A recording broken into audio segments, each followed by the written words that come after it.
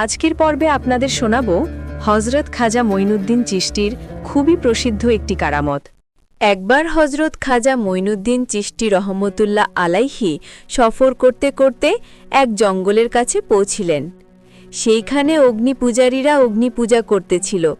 তাদের মোজাহেদা এত বেশি ছিল যে তারা ৬ মাস পর্যন্ত কিছু না খায়েও থেকে যাইত।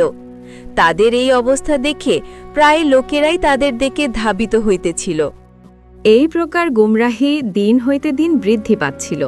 হজরত খাজা মঈনুদ্দিন চিশতি তাদের এই প্রকার অবস্থা দেখে তাদের বলল, হে পথভ্রষ্ট লোকেরা, তোমরা খোদাকে ছাড়িয়া এই অগ্নিকে কেন পূজা করিতেছ?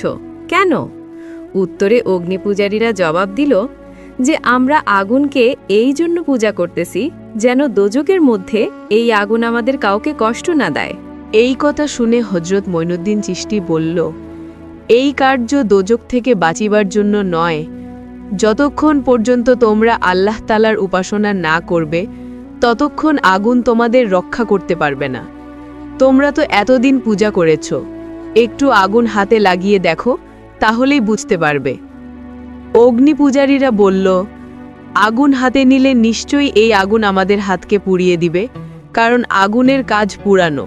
কিন্তু আমরা কি রূপে বিশ্বাস করিব যে আগুন খোদার উপাসনাকারীদের পোড়ায় না? যদি আপনি আগুন হাতে নিতে পারেন তবে আমাদের বিশ্বাস করব।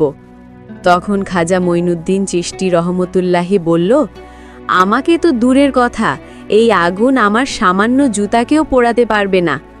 এই কথা বলে তিনি নিজের জুতা আগুনে নিক্ষেপ করে দিলেন এবং আগুনকে লক্ষ্য করিয়া বলল, হে আগুন, যদি এই জুতা খোদার কোনো নেক বান্দার হয়ে থাকে তবে ইহাকে স্পর্শ করিও না।